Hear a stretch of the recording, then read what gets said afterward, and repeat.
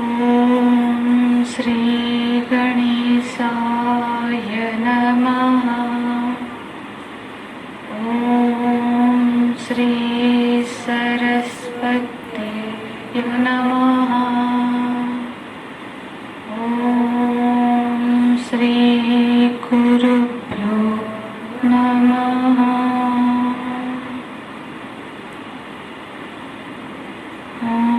गुरुर्ब्रह्मा गुरुर्विष्णुः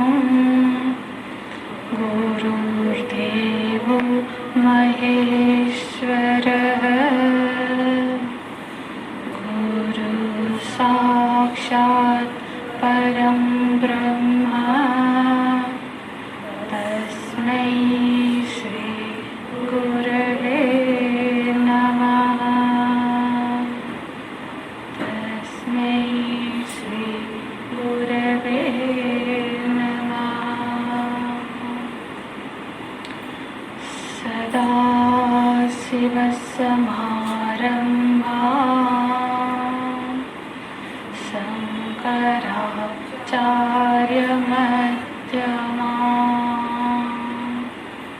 अस्मदाचार्यपर्यन्ताम् वन्दे गुरुपरम्परा।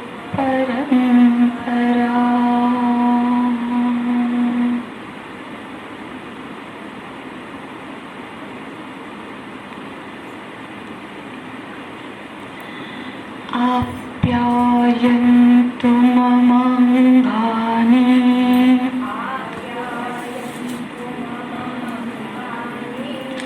वाक्प्राणश्चक्षुः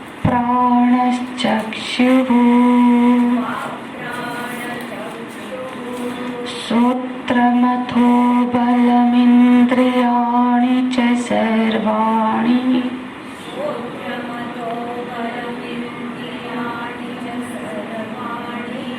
सर्वं ब्रह्मोपनिषदम्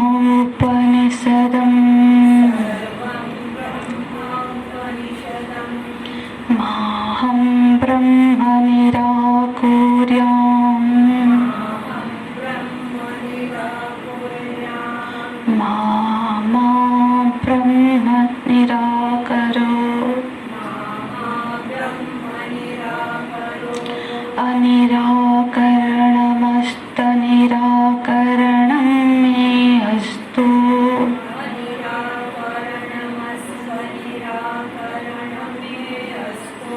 तदात्मनि निरतेय उपनिषत्सु धर्माः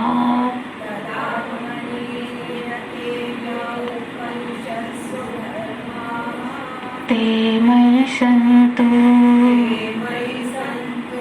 ते मयि सन्तु। ॐ शान्ति शान्ति शान्तिः।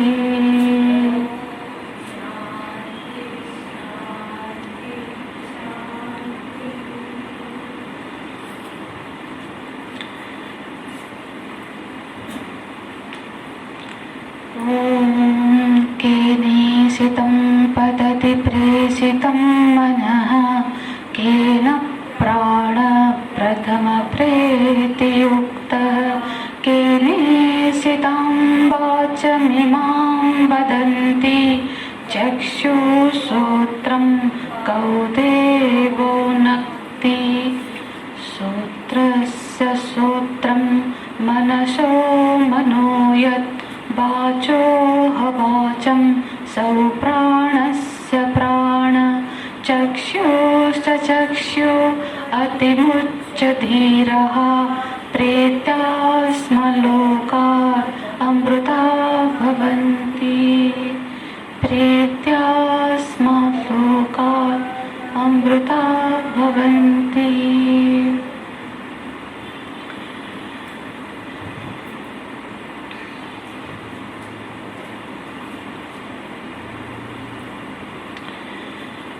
न त्वेह सूत्रादीनां प्रयोक्ता पदभाष्य पृष्ठ नंबर 27 इस ग्रंथ का न त्वेह श्रोत्रादीनां प्रयोक्ता स्वाव्यापार विशिष्टो लवित्रादिवत् वदधिगम्यते श्रोत्रादीनामेव तु सहक्तानां व्यापारेणालोचन संकल्प अभ्यधसाय लक्षणेन फलावसानलिङ्गेन अवगम्यते अस्ति हि श्रोत्रादिभिर्सहतः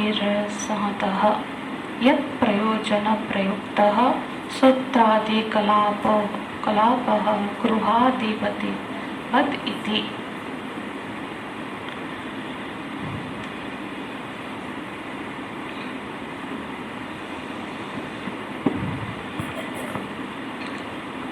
क्योंकि जो आत्म तत्व है वो अनिर्वचनीय है। निर्वचन के जो पांच विशेषण है, जो आयाम है, माध्यम है, वो उसमें सिद्ध नहीं होते हैं। इसीलिए श्रुति माता उत्तर देती है श्रोत्रस्य श्रोत्र। तो श्रुति माता साधक को एक आलंबन पकड़ाती है जिसके सहारे उस आत्म तत्व का वो अनुसंधान करे। तो बताती है वो जो आत्म तत्व है वो कर्ण इंद्रिय में श्रवण मतलब शब्द ग्रहण करने की सामर्थ्य जिसके कारण होती है वो वही आत्मा है, जिसके कारण ये वाणी बोल पाती है, जिसके कारण ये मन अपना कार्य में अपने विषय में संकल्प विकल्प कर पाता है। तो बोलते हैं श्रोत्रस्य श्रोत्रम मनसो मनो यत् वाचो वाचम तो प्राणस्य प्राणः। तो उसको जानो, उस तत्व को जानो जिसके होने से ये श्रोत्र इंद्रिय शब्द को ग्रहण कर पाती है। हाँ, ये जो सारे इंद्रिय है वो क्रिया करते हुए दिखते हैं, वो क्रिया कर रहे हैं, पर ये क्रिया करने की सामर्थ्य उसमें नहीं है।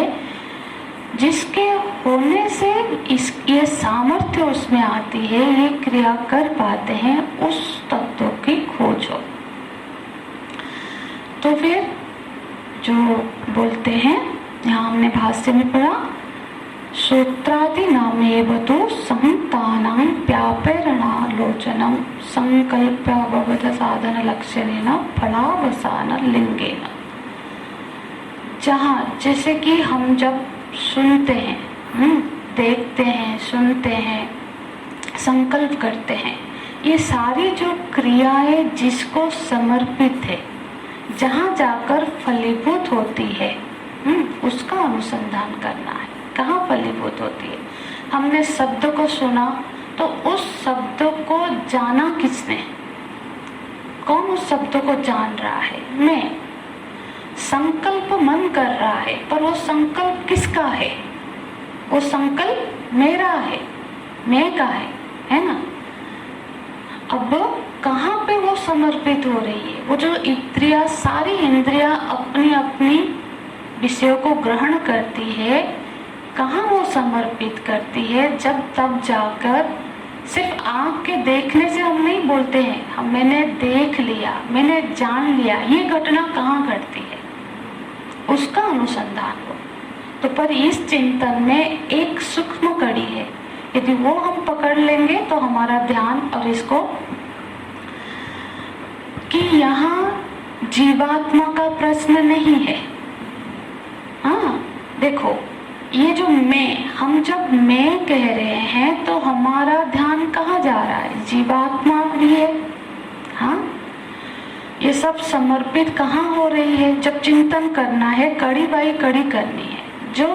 जो शिष्य है, हाँ, वो जिज्ञासु है, वो यह भली भांति जानता है कि ये जो इंद्रियां, मन, बुद्धि, हाँ, ये जो सब है, ये सारा संघात का अभिमानी वो जीवात्मा है। वो मैं, वो जीवात्मा अभिमानी है। हाँ, तो उसकी इच्छा से, इस मैं की इच्छा से इंद्रियों को वो अपने कार्य में नियुक्त करता है। तो यहाँ तो इच्छा है ना, तो लाके तो वो फिर जीवात्मा को समर्पित करती है। पर यहाँ पे प्रश्न आत्मा का है। ये छोटी सी कड़ी को थोड़ा सा ध्यान के समय में ध्यान देना है कि कहीं ये भ्रांति ना हो जाए कि प्रश्न जीवात्मा के लिए नहीं है, अनुसंधान जीवात्मा का नहीं हो रहा है यहाँ। हाँ, देखो, अब हम जब बोलते हैं कि मैं मतलब वो तो भोक्ता है, मैंने खाया, मेरी इच्छा है, तो उसकी एक इच्छा भी है ना। पर आत्मा में तो कोई इच्छा नहीं है, कोई भोक्ता नहीं है। हाँ, तो ये जो छोटी, देखो, वो जो साधक है, वो जो प्रश्न करता है, वो ये भली भांति जानता है कि ये जो संघात है उसका अभिमानी जो मैं है वो जीवात्मा है, जीव है, ठीक है। और उसके अंदर इच्छा पैदा होती है कुछ खाने की, कुछ देखने की, कुछ करने की, तो इंद्रिया को उस हिसाब से वो उस विषय में प्रेरित करता है, नियुक्त करता है ना। पर तो फिर ये प्रश्न क्यों है? क्योंकि ये उसका अनुभव भी है कि हम बहुत बार ऐसा होता है कि मेरी इच्छा के अनुरूप चेष्टा नहीं होती है। बहुत बार अपने चेष्टा के अनुरूप परिणाम नहीं दिखते हैं। यदि मैं ही सब करता है, मैं की इच्छा से, ठीक है, हमारी इच्छा हुई, हम पैरों को, इंद्रियों को वहां तक ले गए उसको, पर बहुत बार हम देखते हैं कि सिर्फ मैं जो इच्छा करती हूँ वो नहीं हो रहा है, मैं जो प्रयत्न भी करती हूँ उसका परिणाम वो नहीं हो रहा है जो परिणाम होना चाहिए। तो फिर वहां एक गैप दिखता है कि इच्छा करने वाला मैं और इंद्रियों को परिचाल करने वाला मैं भेद दिखता है। हमारी इच्छा से हमारा शरीर नहीं हो रहा है। अब देखो, हमारे अंदर हजारों क्रियाएं चल रही है, ब्लड प्रेशर हाई हो गया है, हम मेडिसिन खा के उसको कंट्रोल कर रहे हैं। क्या अपने से वो मैं उसको कंट्रोल कर पाएगा? नहीं कर पा रहे हैं। बहुत सारी चीजें हैं जिसको हम कंट्रोल नहीं कर पा रहे हैं, वो सब चीजें हो रही है जो हम नहीं चाहते हैं। हम बीमार पड़ना नहीं चाहते हैं, हमारे शरीर पर। तो फिर इंद्रियों को ये भ्रांति है, हमारे कंट्रोल में इंद्रियां नहीं है। इंद्रियों को प्रेरित करने वाला उस तत्व का अनुसंधान है वहाँ, यहाँ। तो ये जो डिफरेंस है ना, उसको ध्यान में रखना पड़ेगा चिंतन में। हाँ, क्योंकि हमारा अनुसंधान उस आत्म तत्व का है, इस जीव आत्मा का नहीं है। देखो, यहाँ पे अब एक चीज है, हमने अब जो भी साधक है जो इस उपनिषद का अध्ययन कर रहा है, तो जरूरी वो बेसिक पढ़ाई, जैसे हमने तत्वबोध की अध्ययन की है। तत्वबोध का जब हमने अध्ययन किया, वहां हमने पढ़ा कि नेत्र के अधिष्ठान देवता, अनुग्राहक देवता सूर्य है, हस्त के इंद्र है, पांव के विष्णु है, इस तरह से पढ़ा। तो हर इंद्रिय का अलग अलग अनुग्राहक देवता है। एक तो वो है, और एक तो मैं है जो इच्छा कर रहा है, और एक वो अनुग्राहक देवताओं को भी जो नियंत्रित कर रहा है वो ईश्वर है। तो यहाँ पे उत्तर का अभिप्राय इस इच्छा करने वाले में और उस परमेश्वर जो परम तत्व है उसमें अभेद की स्थापना करने में है। किस वजह से भेद दिख रहा है, वो वजह को समझ जाएं तो उस दोनों में कोई भेद नहीं है। जब ये समझ में आ जाएगा तब इस प्रश्न रहेगा ही नहीं। ये प्रश्न तब तक है जब तक भेद दृष्टि बनी हुई है। कौन प्रेरित कर रहा है? तो इसका मतलब मैं हूँ और एक अज्ञान बना हुआ है। ये प्रश्न एक अज्ञानी का है। भारत वो साधक है, उसने खूब मनन किया है, उसने अध्ययन किया है, तब जाके इस प्रश्न आया है, पर उसका अज्ञान का भंग नहीं हुआ है ना। तो प्रश्न है, तो इस प्रश्न जब वो भेद मिट जाएगी, तब ये नियंता और नियामक ये दोनों का भेद नहीं रहेगा। और थोड़ा खोलते हैं इसको। जैसे कि अब हमने चर्चा की कि ये देखना, सुनना, बोलना, ये सारी जो क्रियाएं हैं ये आत्मा में नहीं है, आत्मा में कर्तृत्व नहीं है। पर तो किसके वैसा, कौन देख रहा है, कौन बोल रहा है, कौन कह रहा है? ये उपाधि युक्त चैतन्य है, स उपाधिक चैतन्य है, अज्ञान से उपहित चैतन्य है। जो निरुपाधिक चैतन्य है उसमें कोई कर्तृत्व नहीं है, उसमें भोक्तृत्व नहीं है। तो ये सब उपाधि का खेल है। देखो एग्जाम्पल लेते हैं, जैसे कि बिजली है ना। एग्जाम्पल का हमेशा एक पार्ट ही समझना है। तो बिजली है, तो बिजली तो बिजली ही है, ठीक है। वो जब लाइट में आती है तो प्रकाश देती है। पंखा में वही बिजली आती है, पर यहाँ लाइट नहीं देती है, वो हवा देती है। फ्रिज में आती है तो ठंडा करती है, हीटर में जाती है तो गर्म करती है ना। यहाँ कहाँ भेद है? पर बिजली तो एक ही है, बिजली में कोई कर्तृत्व नहीं है। ये जो क्रिया हो रही है ये उस करण के, इंस्ट्रूमेंट के कारण हो रहा है, उसके हिसाब से हो रहा है। बिजली तो बस शक्ति प्रदान कर रही है। इसी तरह से जो आत्म तत्व है वो देखने की क्रिया नहीं कर रहा है, बोलने की क्रिया नहीं कर रहा है, वो बस उसके होने मात्र से, वो प्रकाश, उसके प्रकाश से ये सारे कार्य हो रहे हैं। वही प्रकाश से, उसी प्रकाश से मन सोचने का काम करती है, नेत्र देखने का करती है, कान सुनने का करती है। सबके कार्य अलग अलग है, पर वो जो तत्व सब में एक जैसा कर रहा है, ठीक है। यहाँ उपाधि भेद है। देखो जो मन है, मन में वासनाएं हैं, तो वो चैतन्य तो एक ही है, पर जिस मन में शांत की भी वासना, शांति बनी हुई है, वहां जाकर वो शांति प्रदान कर रहा है। जिस मन में अभी काम है, क्रोध है, वहां जाकर उस मन वो विक्षिप्त हो रहा है। तो जो विक्षिप्त हो रहा है, जो शांत हो रहा है, वो मन में हो रहा है, अंतःकरण में हो रहा है। आत्मा ना शांत है ना विक्षेप है। कुछ पकड़ में आ रहा है? मैं अलग अलग तरह से ये, क्योंकि शब्द में जाएंगे, पर ये चीज थोड़ी सी हो सकता है कोई चिंतन में बैठे तो कहीं वो जीवात्मा तक उलझ में ना पड़ जाए, इसलिए उसको थोड़ा सा खोलने का प्रयास है। कि यहाँ जो क्रिया दिख रही है, क्योंकि हम जानते हैं आत्मा में कोई क्रिया नहीं हो सकती है।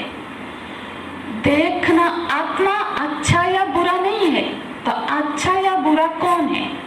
ये व्यक्ति बहुत अच्छा है, ये व्यक्ति बुरा है, दोनों में एक ही आत्म तत्व है, तो आत्मा तो अच्छा बुरा नहीं है।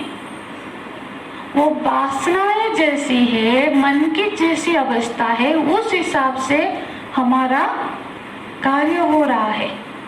मन शांत है, मन में सत्व गुण बढ़ा हुआ है, तो वही आत्म तत्व उस चैतन्य के उपस्थिति से वो उस शांति का अनुभव कर रहे हैं। कर्ण की उपाधि से वो आत्मा श्रोता है, नेत्र की उपाधि से वो दृष्टा है, हाँ, वाणी की उपाधि से वो वक्ता है, पर ना वो दृष्टा है, ना वो वक्ता है, ना वो श्रोता है। अब इसको देखो, अब हम बोलते हैं कि हमारे देखने की दृष्टि है, कोई अच्छा लगता है, कोई बुरा लगता है। सब दुनिया में ये अच्छा है, ये बुरा है, तो ये अच्छाई और बुराई कहाँ है? उसको जानने के लिए वही चैतन्य की उपस्थिति से ही वो अच्छा भी जाना जा रहा है, वो बुरा भी जाना जा रहा है। पर ये अच्छा है, ये प्रिय है, ये अप्रिय है। प्रिय जो हमको सुख देने का हमको लगता है इससे सुख मिलेगा, वो हमको प्रिय लगता है। जो चाहिए वो प्रिय है, जो नहीं चाहिए वो अप्रिय है। एक ही व्यक्ति अपने माँ के लिए बहुत प्रिय है, हो सकता है उसके किसी कॉलिग के लिए, पड़ोसी के लिए वो बड़ा अप्रिय है। तो व्यक्ति तो एक ही है, किसी के लिए प्रिय है, किसी के लिए अप्रिय है। ये भेद कहाँ है? उदाहरण से समझते हैं। जैसे कि सपोज हम लोगों के सामने 3 पात्र है, एक में गर्म पानी है, एक में बहुत फ्रिज का ठंडा पानी है, एक में नॉर्मल पानी है, बिल्कुल सामान्य पानी है। हमने एक हाथ गर्म पानी में, एक हाथ ठंडे पानी में डाल दिया, ठीक है। एक हाथ को गर्म लग रहा है, एक हाथ को ठंडा लग रहा है। अब थोड़ी देर के बाद दोनों ही हाथ जो सामान्य पानी है उसमें डाल देंगे, तो क्या होगा? जिसको गर्म पानी में डाला था उसको ये जो सामान्य पानी ठंडा लगेगा, क्योंकि वो गर्म में था। तो ये जब सामान्य पानी में आएगा वो ठंडा लगेगा, और जो हाथ ठंडे पानी में था वो सामान्य पानी में आएगा तो उसको गर्म लगेगा, वो पानी लगेगा ना, पर पानी तो सामान्य है। इसी तरह से मन में जिसकी गर्माहट है या ठंडाहट है, उस तरह से वो जो सामान्य चीज की दृष्टि बनती है। पानी तो एक ही है, क्योंकि वो गर्म में था तो गर्म के हिसाब से ये ठंडा है तो ये उसको ठंडा लग रहा है, ठंडे के हिसाब से ये गर्म है तो ये गर्म लग रहा है। यही कारण है कि संसार में हमको कोई अच्छा लग रहा है, कोई बुरा लग रहा है। दोष कहाँ है? हम कैसे स्थिति में है। किसी को देखते ही हमको बड़ा प्यार आता है, किसी को देखते ही गुस्सा आने लगता है ना? तो कैसा भावना हमने उसके बारे में अपने मन में बना रखा है। क्या हम गर्म पानी से आ रहे हैं तो वो हम ठंडा लग रहा है, प्यारा लग रहा है ना? तो यहाँ पे भी वही चीज है, आत्मा को न ठंडा गर्म नहीं है, ये अंतःकरण में, मन में ये जो जीव आत्मा है, उपाधित आत्मा है, उसके भेद से ये भेद दिख रहा है। थोड़ा पकड़ आ रहा है ना? तो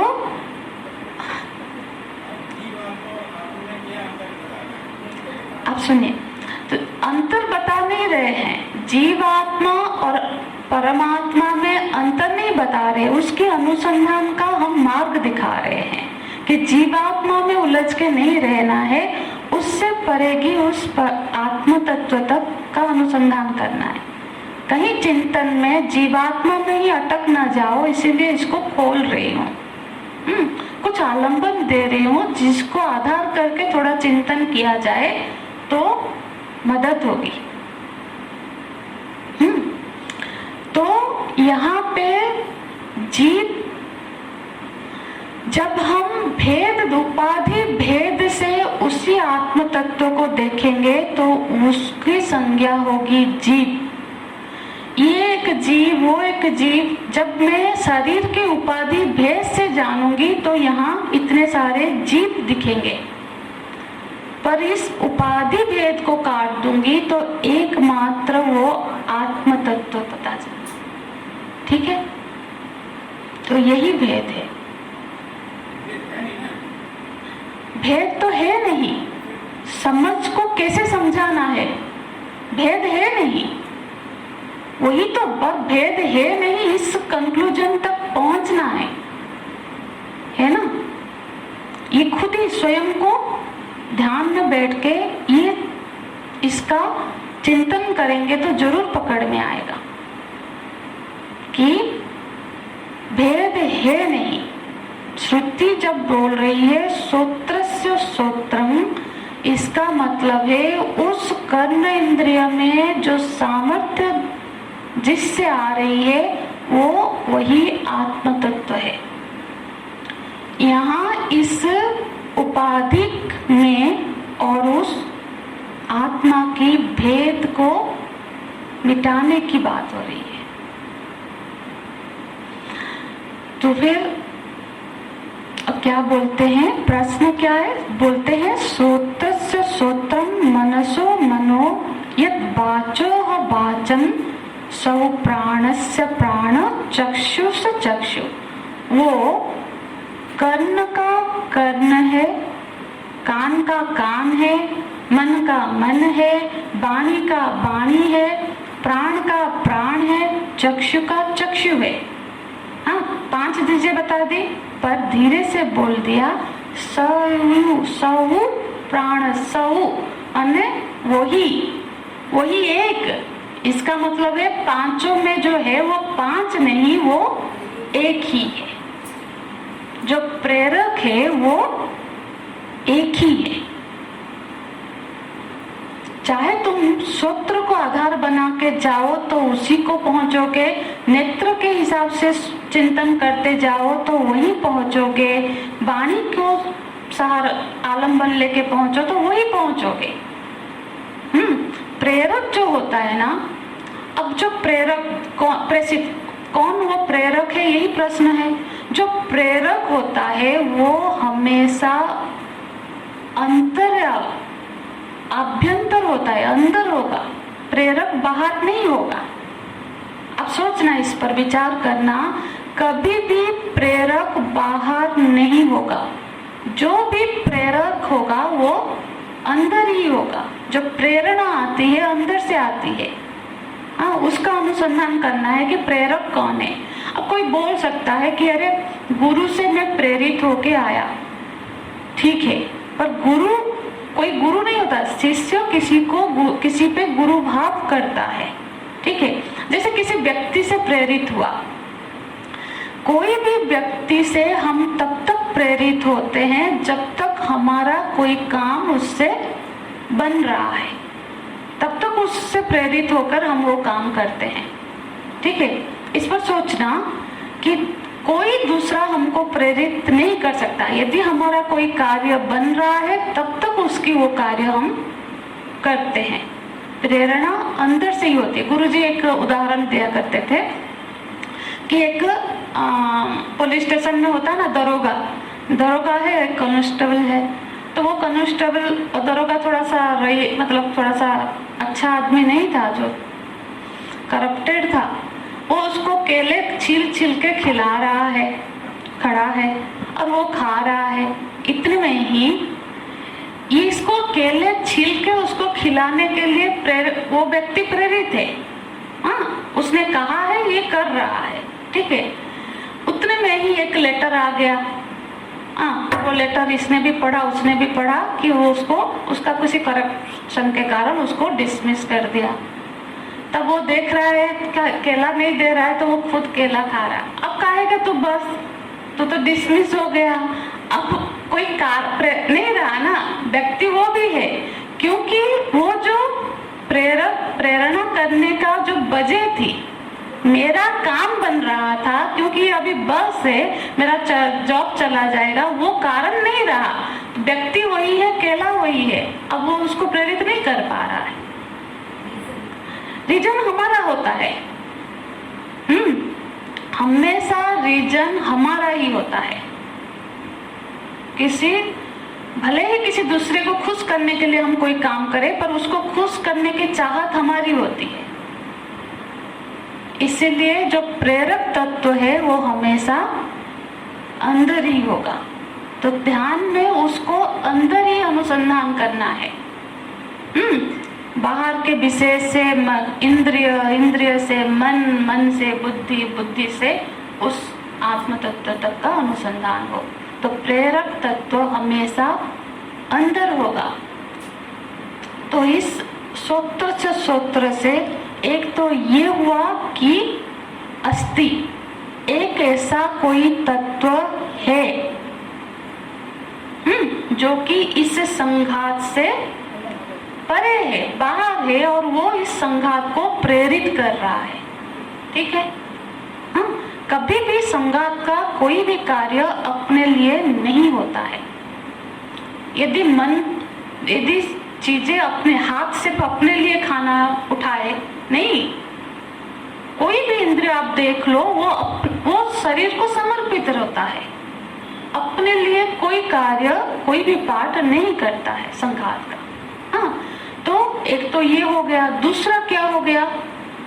दूसरा ये हुआ कि सूत्र का सूत्र है, मतलब कोई भी इंद्रिय स्वयं समर्थ नहीं है क्रिया करने में, उस आत्म तत्व के अनुपस्थिति में, उसके उपस्थिति ना होने पर वो क्रिया करने में असमर्थ है, समर्थ नहीं है।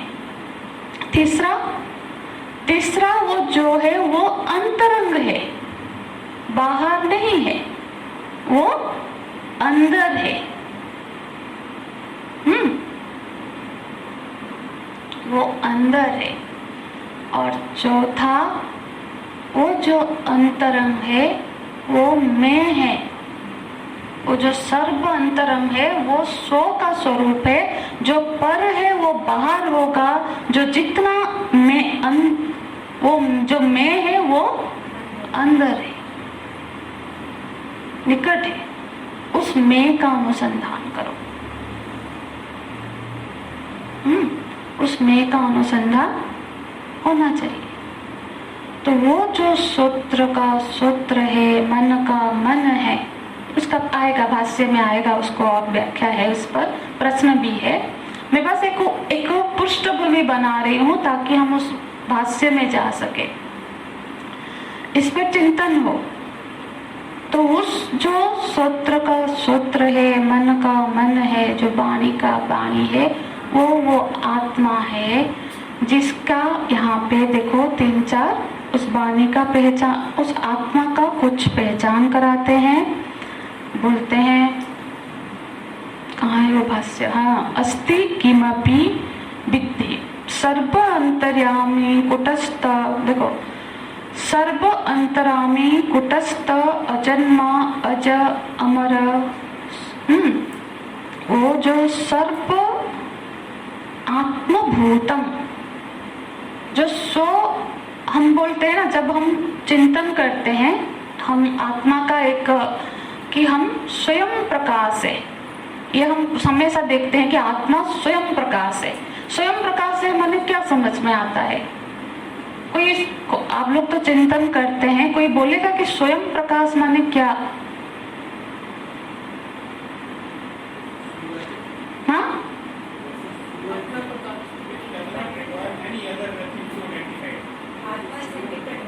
हाँ, बिल्कुल, हाँ, सही है। जैसे सूर्य है, सूर्य तो एक उदाहरण है, पर सूर्य भी स्वयं, मतलब पूरा स्वयं प्रकाश तो वहां नहीं घटेगा, वो एक दृष्टांत है।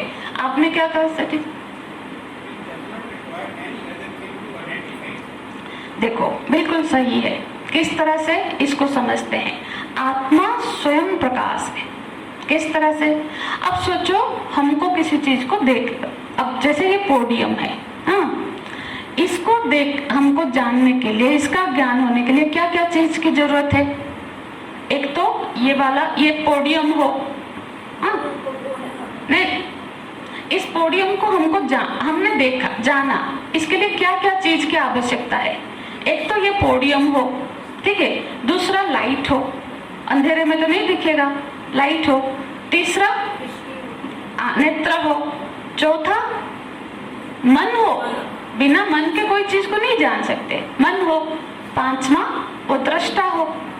5 चीजें होगी तब जाके, वो जो सेठी जी ने कहा ना, उसको मैं समझा रही हूँ थोड़ा खोल के, हाँ, तब जाके इसका ज्ञान होगा, ठीक है।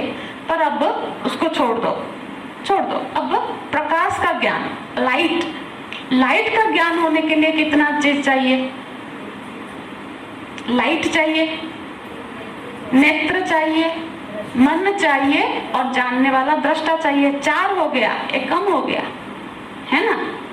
अब नेत्र को जानने के लिए कितने चीज की जरूरत पड़ेगी? लाइट की जरूरत पड़ेगी क्या? बिना लाइट के हम अपने नेत्र को नहीं जान सकते? जान सकते हैं। नेत्र के लिए नेत्र, मन और दृष्टा, 3 चीजें की जरूरत हुई।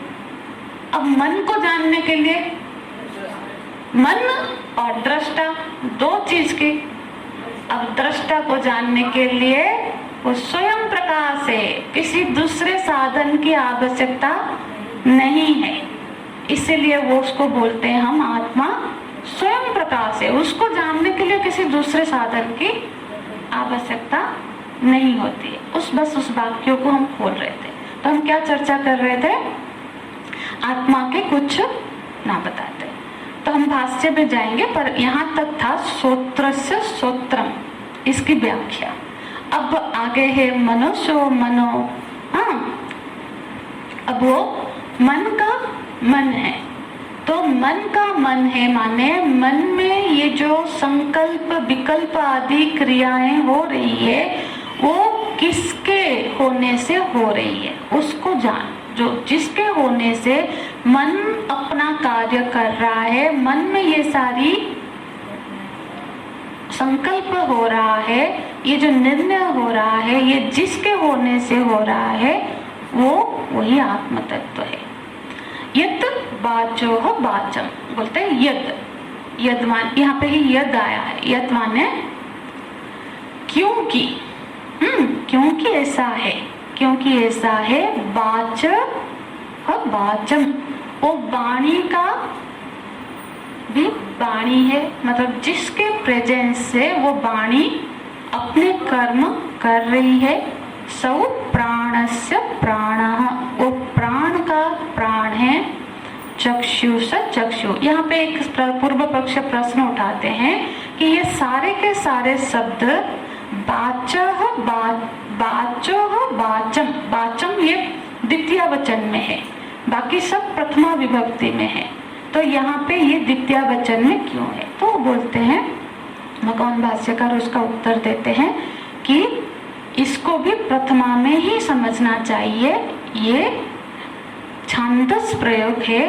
वेद में हम बहुत बार देखते हैं कुछ छंदस प्रयोग होता है। जब छंद बनाना होता है ना, तो फिर जैसे कि जब गाने भी बनते हैं ना, छंद बनाना होता है, तो कभी कभी थोड़ा ग्रामर को मिस्टेक तो नहीं बोलेंगे, वहां पे वो छंद नहीं बनता होगा तो उसको थोड़ा ट्विस्ट करते हैं।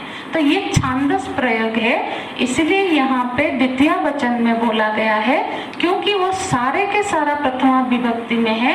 और जब भी कोई प्रश्न होता है और उसका उत्तर दिया जाता है, वो प्रथमा विभक्ति में ही होता है, इसलिए इसको भी प्रथमा में ही उसको कन्वर्ट कर लेना चाहिए। तो बोलते हैं ये जो वाणी है, यहाँ प्राणस्य प्राण चक्षुष चक्षु अतिमुच्च धीराः प्रेतास्म लोकात् अमृता भवन्ति। तो जो इसके पीछे उस आत्म तत्व को, उस प्रकाश तत्व को जान लेता है, अतिमुच्च धीराः, वो धीर है, वो ज्ञानी है, वो ज्ञानी है जो इसको अतिमुंच, उसको छोड़ देता है। किसको छोड़ देता है? ये इंद्रिय के लेवल को, शरीर के लेवल को, ये जो एक एक को छोड़कर, हाँ, तो फिर किसी को बोलेगा अरे मैं तो एक एक छोड़ दूं तो फिर शून्य ही होगा, अंधेरा हो जाएगा। नहीं, बोलते हैं प्रेतास्मं लोकात् अमृता भवन्ति। जो इस सारे लोक को, उस सारे स्तर को छोड़ देता है, उसका अतिक्रमण कर लेता है, मतलब अपने बुद्धि से। शरीर को छोड़ देना मतलब ऐसा नहीं कि मर जाना, शरीर को छोड़ देना मतलब जो अज्ञान से जो इसको सत्य मान रखा है, यही उसको जान लेने पर क्या होता है, वो अमृतत्व को प्राप्त हो जाता है। इसको हम और खुल के, ये मैंने बस ऐसे ही अर्थ कर दिया है, इसको पूरा खुल के भाष्य के साथ पढ़ेंगे। हरिओम तत्सत। ओम पूर्णमदः पूर्णमिदं पूर्णात् पूर्णमुदच्यते पूर्णस्य पूर्णमादाय पूर्णमेवावशिष्यते। ओम शांति शांति शांति। हरि ओम। श्री गुरुभ्यो नमः।